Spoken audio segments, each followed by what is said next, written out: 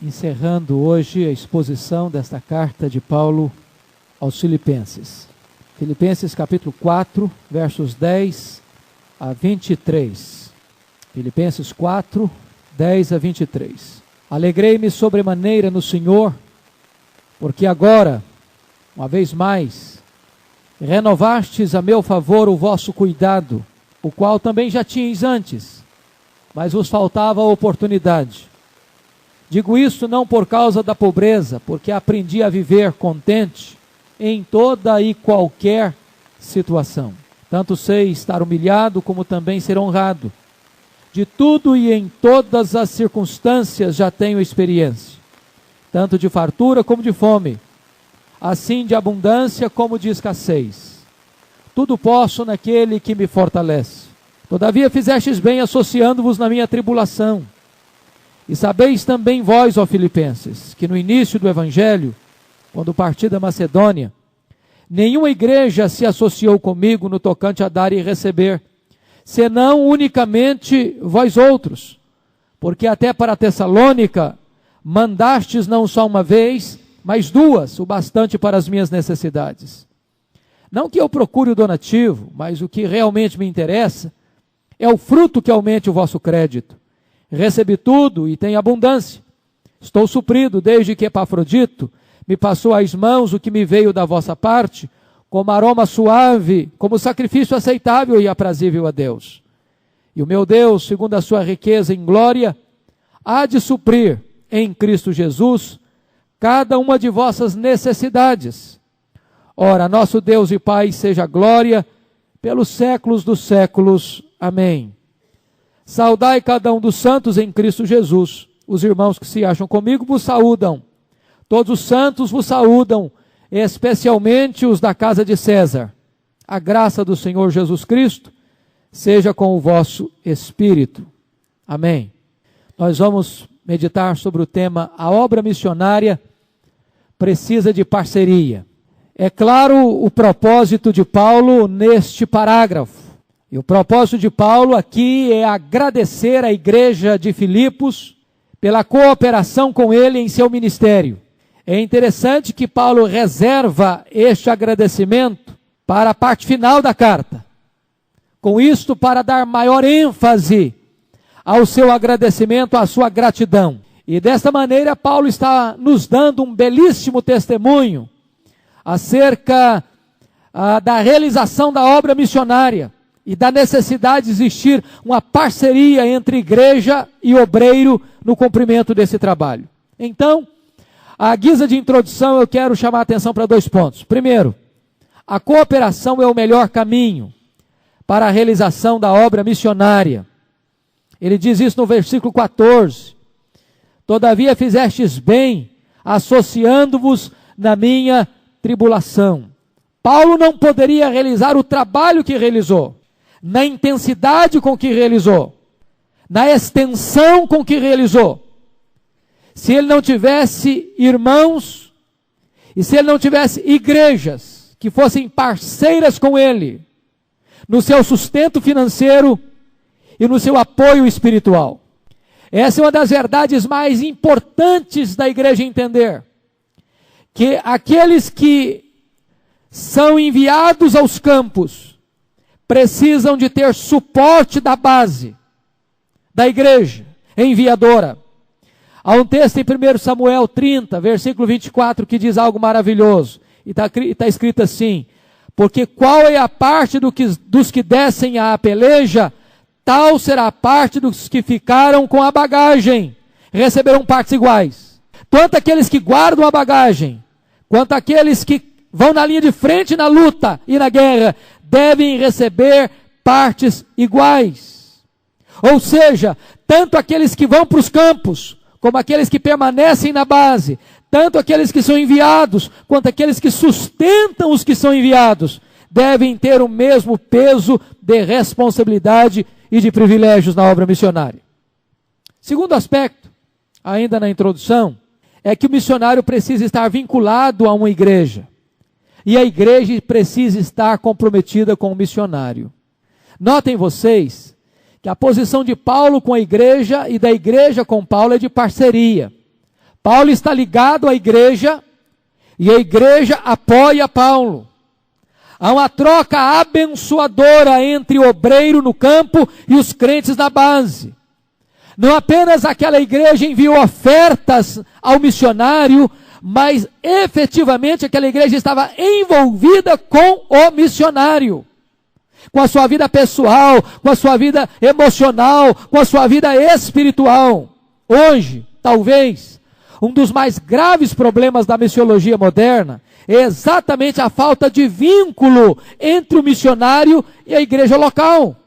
De certa forma, as agências missionárias ocuparam o lugar da igreja local. Os missionários vão para os campos, mas perdem o contato com as igrejas. As igrejas até apoiam os missionários financeiramente, mas perdem o contato com os missionários no que tange a dar e receber. Os missionários ficam solitários nos campos e as igrejas alheias aos resultados que acontecem nos campos. Faltam aos missionários encorajamento das igrejas e faltam às igrejas as informações dos missionários. Daí, Paulo está mostrando a necessidade de existir essa parceria para a realização da obra missionária.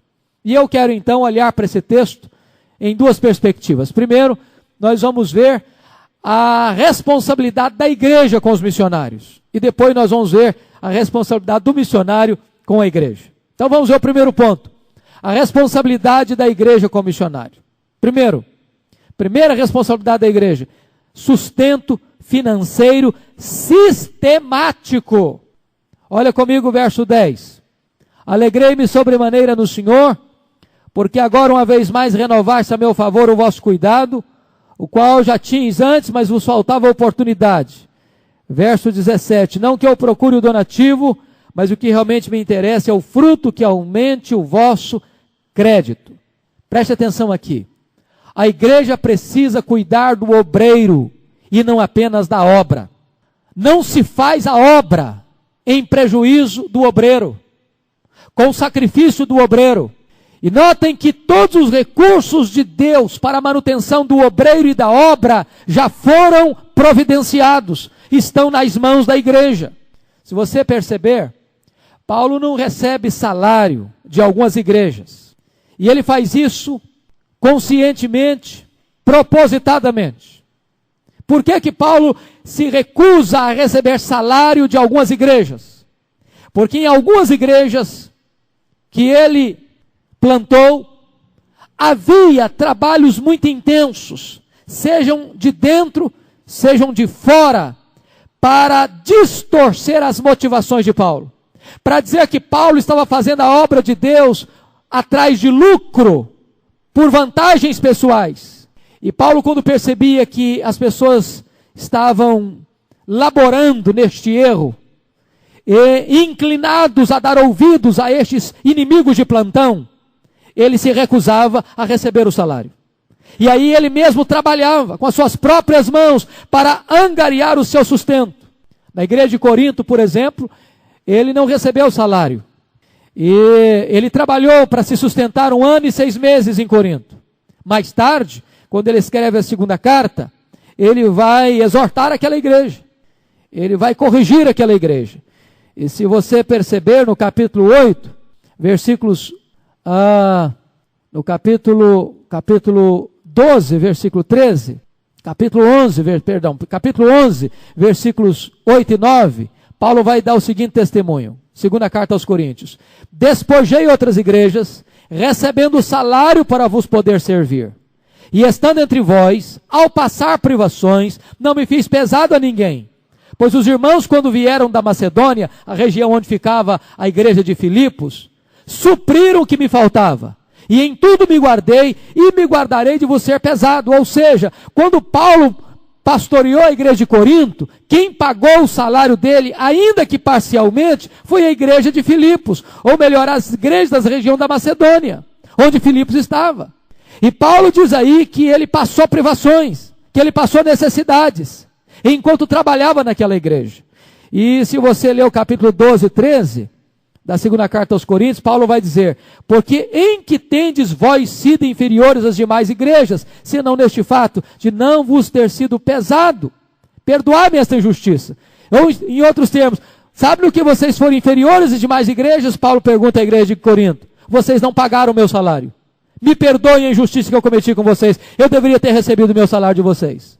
Então Paulo está aqui agora agradecendo a igreja de Filipos, porque esta igreja não teve a mesma atitude da igreja de Corinto. Ela não esperou Paulo passar privação, ela prontamente, voluntariamente e sistematicamente socorreu o apóstolo Paulo no seu sustento missionário. Se você perceber, no texto lido, no versículo 10, Paulo diz: o qual também já tinhas antes, renovar-se a meu favor o vosso cuidado, o qual já tinhas antes, mas vos faltava oportunidade. Aquela igreja só não socorreu financeiramente Paulo quando lhe faltou oportunidade, mas jamais por falta de vontade ou de motivação. Hoje, às vezes, nós temos oportunidade e nos falta motivação. É importante entender outra coisa: o sustento do obreiro precisa ser um sustento sistemático, metódico, porque as necessidades do obreiro também são sistemáticas, são diárias, são contínuas. Segundo ponto, a responsabilidade da igreja como missionário: o sustento espiritual nas tribulações. Olha o versículo 14. Também fizestes bem associando-vos na minha tribulação. Aquela igreja não enviava ao apóstolo Paulo apenas dinheiro. Aquela igreja enviava para Paulo também encorajamento e consolo. Ela não supria apenas necessidades físicas e materiais, ela supria também necessidades emocionais e espirituais.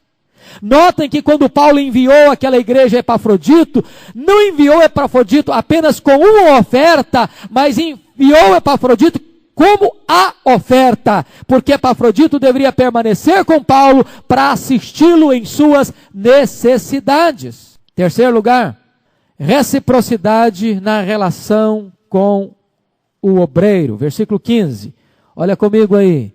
E sabeis também vós, ó Filipenses, que no início do evangelho, quando parti da Macedônia, nenhuma igreja se associou comigo no tocante a dar e receber, senão unicamente vós outros. Preste atenção aqui, irmãos queridos, que esta igreja de Filipos se une a Paulo, torna-se parceiro de Paulo no começo do pastorado de Paulo lá em Filipos, ou seja, no início da segunda viagem missionária. E Paulo está preso em Roma, vários anos depois. E esta igreja ainda mantém a sua constância e fidelidade no sustento do apóstolo. Mas aquela igreja entendia mais, que ela não era apenas provedora do apóstolo, ela também era uma igreja que dava e recebia. Havia uma reciprocidade, uma mutualidade na relação do apóstolo com a igreja e da igreja com o apóstolo. Hoje, às vezes, a igreja demonstra picos de entusiasmo pela obra missionária por um tempo, fazendo conferências missionárias, promovendo congressos missionários, mas depois baixa a guarda, sai dessa trincheira e abraça outras prioridades. A relação de Paulo com esta igreja, desta igreja com Paulo é diferente. Há uma constância, há um cuidado contínuo. E notem em que sentido havia essa troca de dar e receber.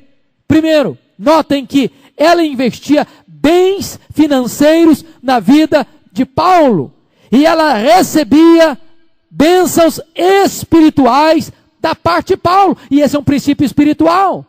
A igreja investe financeiramente e recebe dividendos espirituais. Ela investe riquezas materiais e recebe riquezas espirituais. Olha comigo, por favor, esse princípio na palavra de Deus. 1 Coríntios 9, versículo 11, Paulo diz assim: se nós vos semeamos as coisas espirituais, será muito recolhermos de vós bens materiais?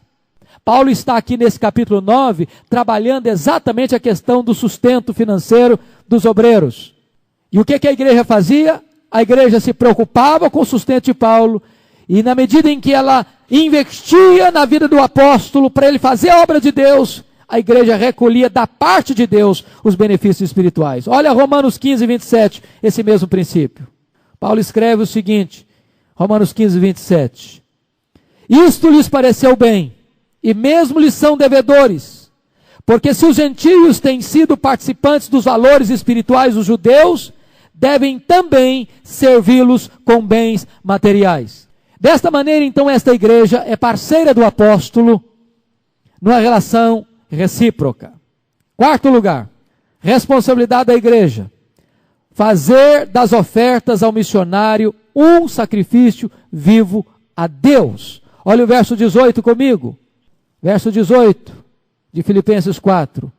Recebi tudo, tenho abundância, estou suprido, desde que Epafrodito me passou às mãos o que me veio de vossa parte, como aroma suave, como sacrifício aceitável e aprazível a Deus. Note isso. Aqui está a motivação em ofertar. A motivação não é puramente humana. Quando aquela igreja levantava uma oferta para enviar para Paulo, aquele dinheiro recolhido, Paulo diz, era como uma oferta que eles estavam dando para Deus. Era como um sacrifício agradável que eles estavam oferecendo no altar de Deus. Era como uma liturgia que subia ao céu como aroma suave, como oferta agradável ao Deus eterno.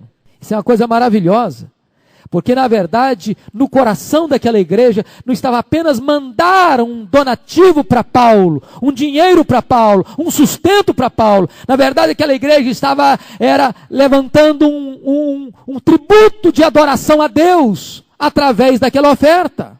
Desta maneira, eles fazem do dom não um presente para Paulo apenas, mas um sacrifício para Deus.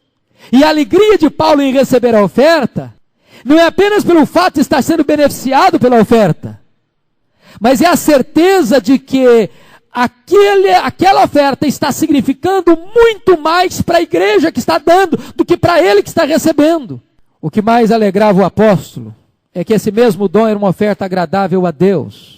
E a palavra que ele usa aí, oferta agradável, é a mesma palavra usada lá para os sacrifícios aceitáveis a Deus no Antigo Testamento, como o culto de Abel, como o culto de Noé, como o culto dos israelitas, como o sacrifício hoje, o culto racional da igreja. Ou como Paulo diz lá em Efésios 5, 1 e 2, o próprio sacrifício que Cristo ofereceu ao Pai, como aroma suave. Então, quando você oferta, quando você coopera, quando você socorre, quando você ajuda, quando você investe nas missões e nos missionários, esta oferta que você levanta é algo que sobe à presença de Deus como aroma suave, como algo que engrandece a Deus e agrada o coração de Deus. Vamos ver o último ponto, o compromisso da igreja. Faz ofertas não das sobras, mas apesar das necessidades. Esse é um ponto extremamente importante. Olha comigo aí o versículo 19. E o meu Deus, segundo a sua riqueza em glória, há de suprir em Cristo Jesus cada uma de vossas necessidades. E eu quero focar aqui que quando ele fala de necessidades aqui, ele não está falando hipoteticamente, não. A igreja de Filipos era uma igreja pobre. A igreja da Macedônia era uma igreja pobre. Era uma igreja que estava ofertando, não porque estava sobrando dinheiro, não porque não estava fazendo falta, mas era uma igreja que estava ofertando apesar da sua pobreza. Vocês querem ver isso melhor? Abra comigo aí sua Bíblia em 2 Coríntios, capítulo 8. Olha o que aquela igreja entendia por oferta missionária, ou por oferta de socorro aos santos, pela generosidade no dar e no ofertar. Capítulo 8, versículo 1. Também, irmãos, os fazemos conhecer a graça de Deus concedida às igrejas da Macedônia.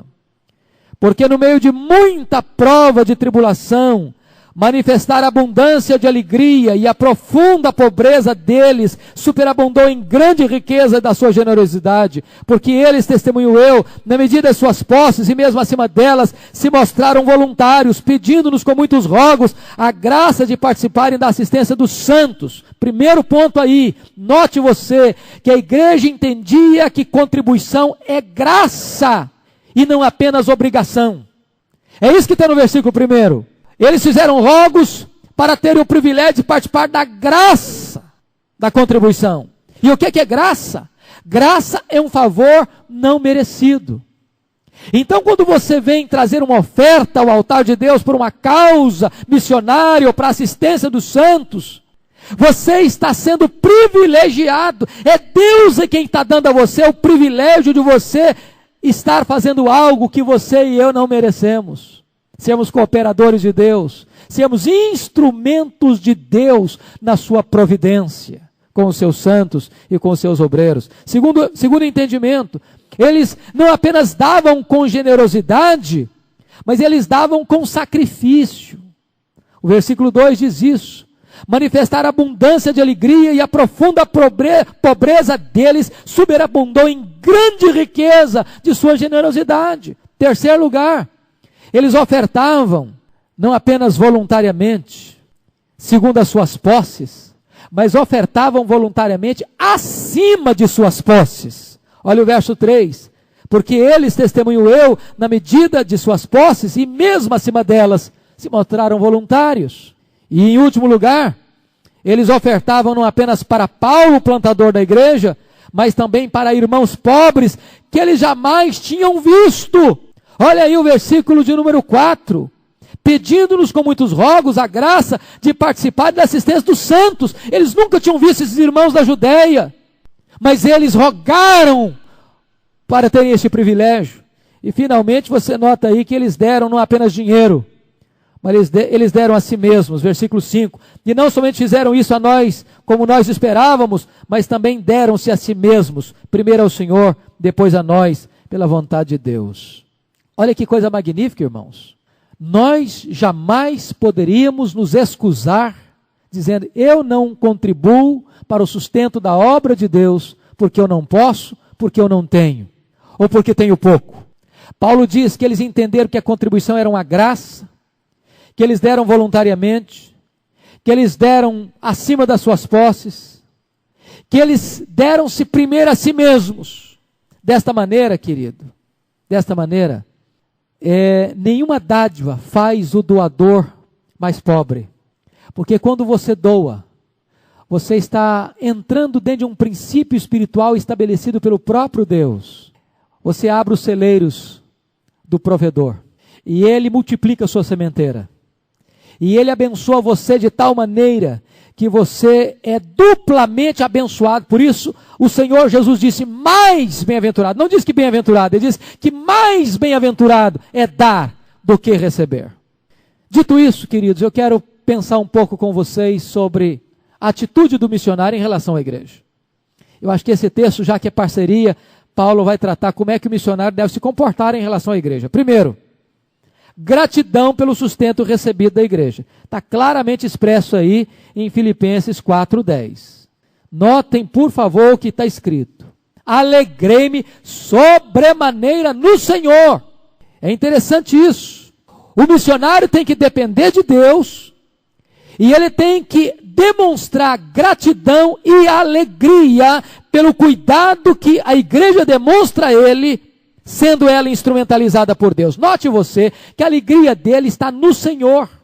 Preste atenção aqui. Ele agradece a igreja, porque a igreja é instrumento de Deus. Mas a alegria dele não está no instrumento. A alegria dele está no provedor. E o provedor não é a igreja, o provedor é Deus. É muito importante entender isso. Toda vez que o obreiro pensar que a provisão dele está na igreja, ele comete graves pecados contra Deus. E ele corre o risco de fazer política de bastidor, para ficar na igreja, para agradar a igreja. Mas quando ele entende que o sustento dele vem de Deus, e que a igreja é apenas um instrumento de Deus para socorrê-lo, ele não negocia valores, ele não negocia princípios. E Paulo está feliz, ele está alegre, não é dizendo, eu me alegro sobremaneira na igreja, não é isso que ele diz, eu me alegro sobremaneira no Senhor. Porque na verdade quem instrumentalizou e despertou a igreja para socorrê-lo foi o próprio Senhor. Outro ponto que eu acho maravilhoso é que a gratidão é uma atitude que traz alegria para quem a manifesta e para quem a recebe.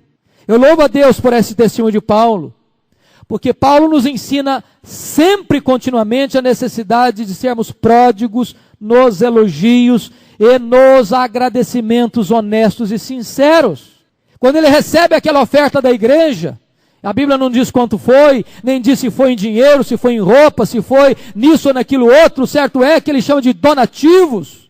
Ele manifesta a sua alegria, o seu carinho, a sua gratidão para a igreja. Irmãos amados, esta é uma verdade que nós nunca podemos cansar de falar nela.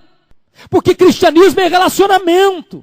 Nós jamais poderemos pregar um cristianismo apenas doutrinário, teológico, de dogmas, sem que esses dogmas e doutrinas mude as nossas relações, mexa com os nossos sentimentos, com as nossas relações interpessoais.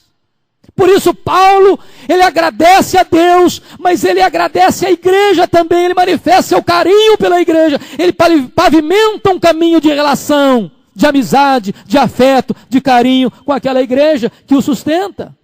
Segundo ponto, segundo compromisso do missionário com a igreja, contentamento ultra circunstancial. Olha comigo os versos 11 e 12. Digo isto, não por causa da pobreza, porque aprendi a viver contente em toda e qualquer situação. Tanto sei estar humilhado como também honrado. De tudo e em todas as circunstâncias já tenho experiência, tanto de fartura como de fome, assim de abundância como de escassez. Eu acho isso aqui preciosíssimo. Por que está acontecendo aqui?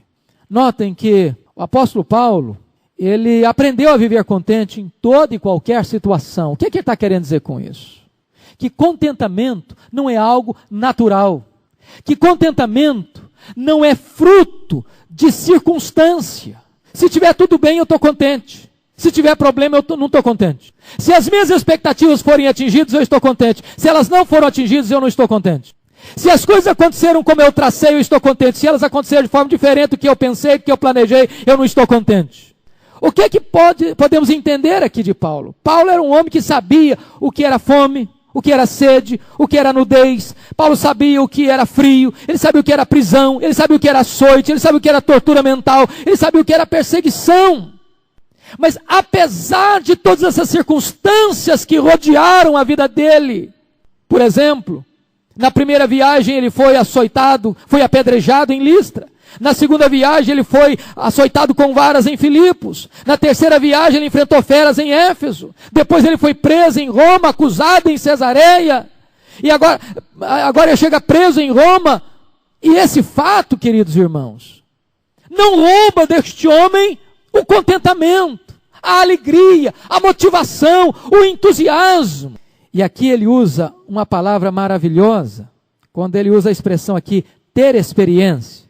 Olha aí o que ele diz, no verso 12, já tenho experiência. Essa palavra, Paulo tirou essa palavra das religiões de mistério do primeiro século. Você sabe que as religiões de mistério, as religiões pagãs, elas introduzem os seus seguidores através de ritos iniciáticos. As pessoas passam por um rito de iniciação. E então, depois de passarem por este rito de iniciação, as pessoas então se tornam membros deste segmento, desta seita, deste grupo religioso. Paulo empresta essa palavra das religiões pagãs, dá a esta palavra um outro significado, traz um outro entendimento, lança luz de uma outra maneira, dizendo o seguinte, que o aprendizado do contentamento cristão não se dá por meio de um ritual místico, mas pelo exercício da confiança na providência divina. Ou seja, você não aprende a ser contente fazendo meditação transcendental, mergulhando no seu mundo subjetivo. Não!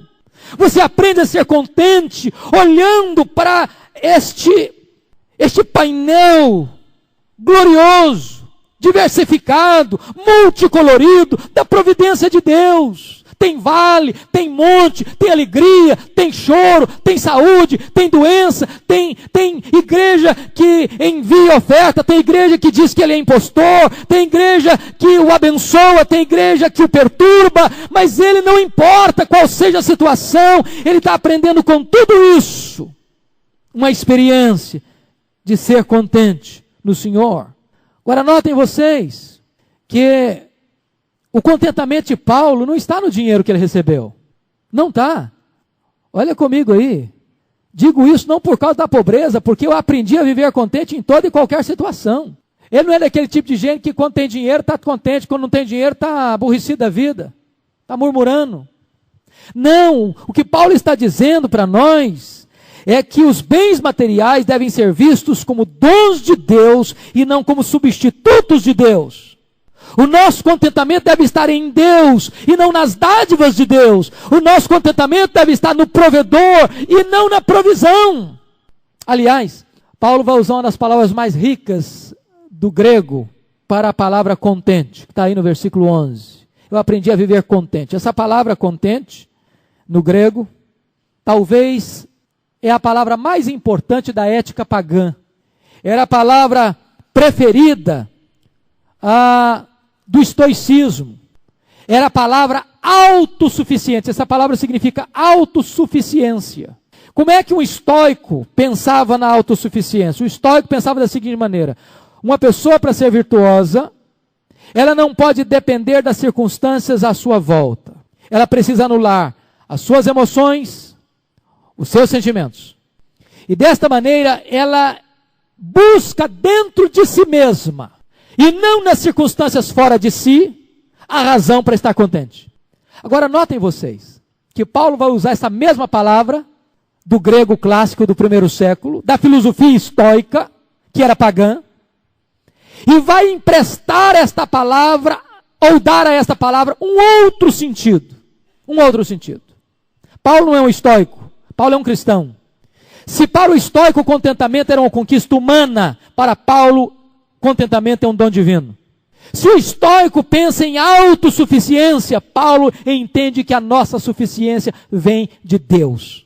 O que ele está querendo dizer com isso? O que Paulo está dizendo é o seguinte: o estoico procurava a sua suficiência, a sua autossuficiência dentro dele mesmo. Ele diz: nós crentes somos contentes porque a nossa suficiência não está em nós. O recurso não está em nós, está em Deus. A nossa suficiência vem de Deus. O apóstolo era mais suficiente em Deus do que autossuficiente. É isso que Paulo, na verdade, está usando um trocadilho, um jogo de palavras, para nos ensinar aqui sobre o contentamento. Deixa eu tentar ilustrar isso. Eu acho que Paulo, para nós, poderia ser comparado com um termostato em vez de um termômetro. Qual é a diferença entre um termômetro e um termostato? Um termômetro não muda coisa alguma ao seu redor. Um termômetro apenas registra a temperatura à sua volta.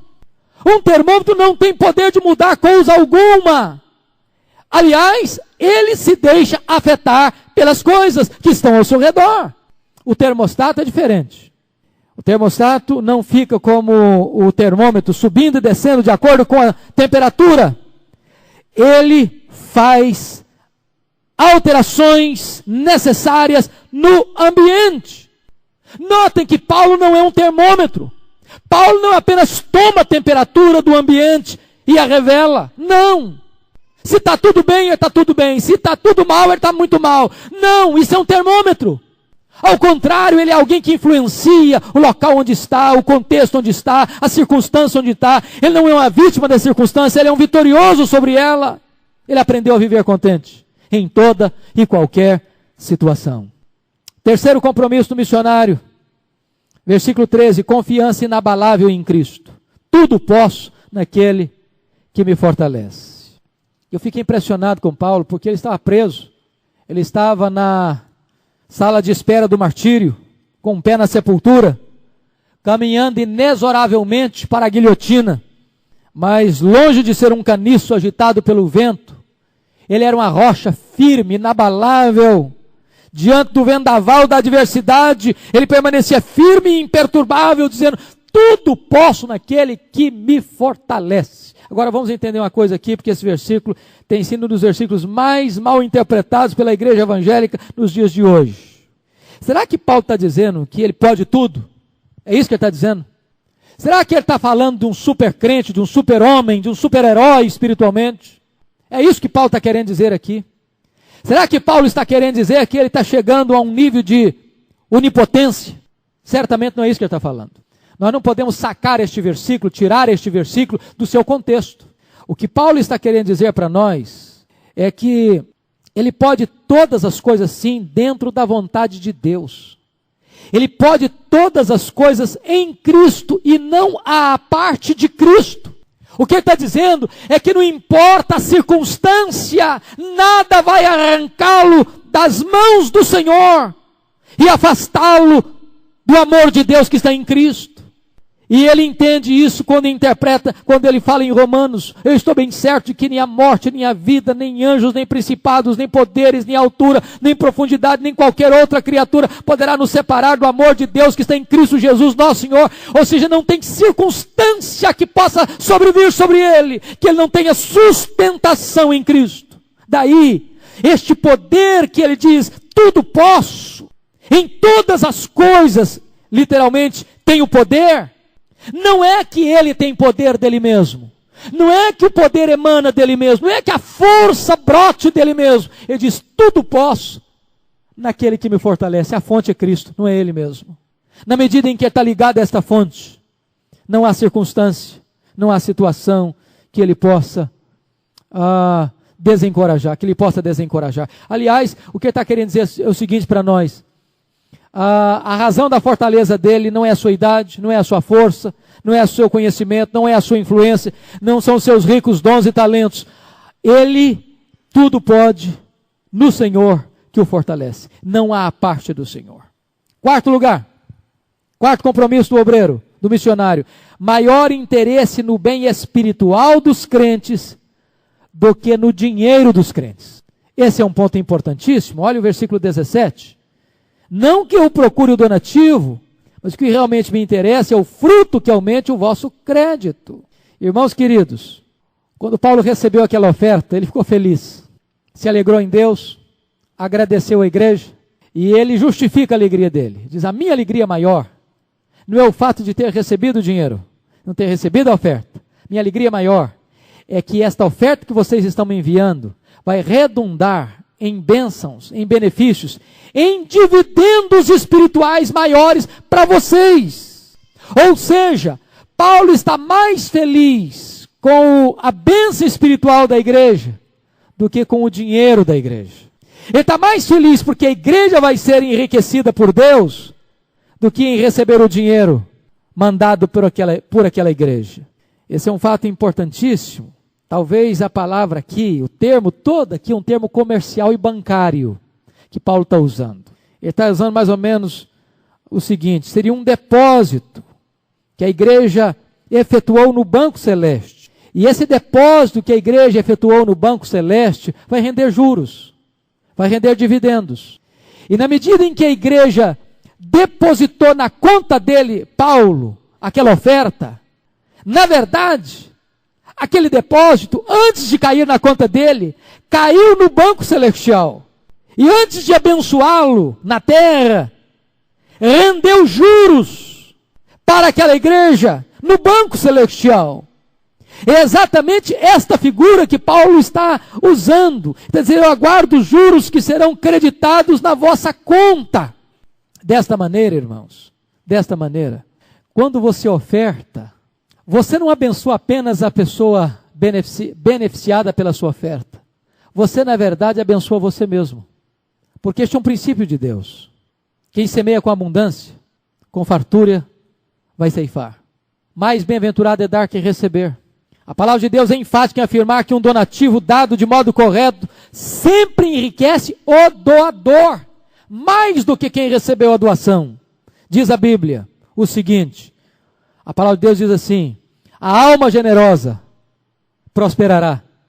Diz a palavra: quem se compadece do pobre, ao Senhor empresta. É triste perceber que hoje muitos pastores e obreiros e missionários estão atrás do dinheiro do povo e não interessados na alma do povo. São obreiros fraudulentos, gananciosos, que usam de esperteza para explorar o povo em vez de apacentar o povo. São pastores de si mesmos e não pastores do rebanho. São exploradores das ovelhas e não pastores das ovelhas. São mercenários e não missionários. Quinto lugar, irmãos, quinto compromisso: recebe os donativos da igreja com reverência cultica, Notem isso. Versículo 18. Recebi tudo, tenho abundância, estou suprido desde que Epafrodito me passou as mãos, o que me veio da vossa parte, como aroma suave, como sacrifício aceitável e agradável a Deus.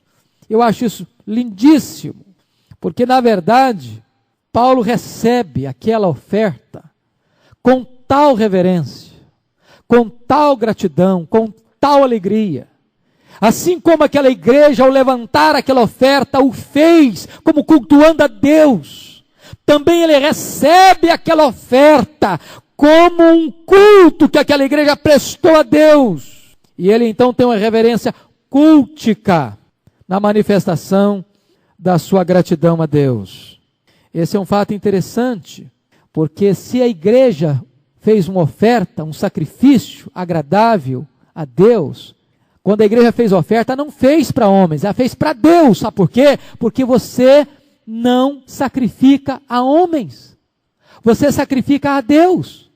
Olha como isso mudaria, irmãos, o nosso sistema de ofertar, a nossa concepção de ofertar. Olha como isso modifica quando você recebe uma oferta, quando você recebe uma ajuda. Você deve receber essa ajuda numa expressão de reverência a Deus, num culto a Deus.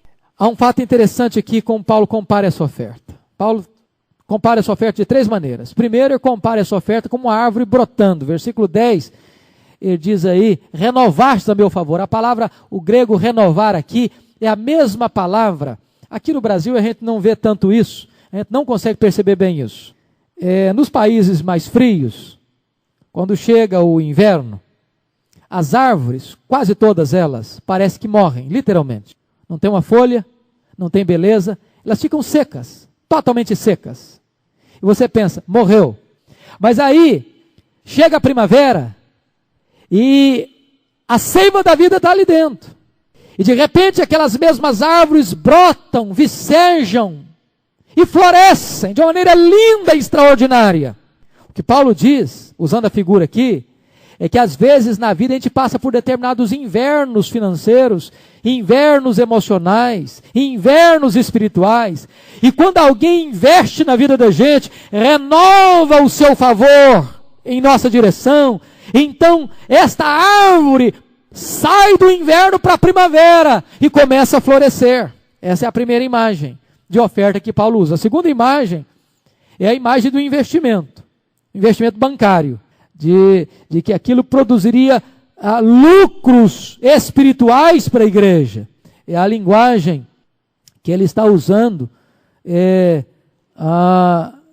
nos versículos 17 e 18. Não que eu procure o donativo, mas o que realmente me interessa é o fruto que aumente o vosso crédito. E a terceira figura que ele usa é a figura do sacrifício, do culto. Então preste atenção nisso. Quando você for fazer uma oferta, quando você for receber uma oferta, entenda isso.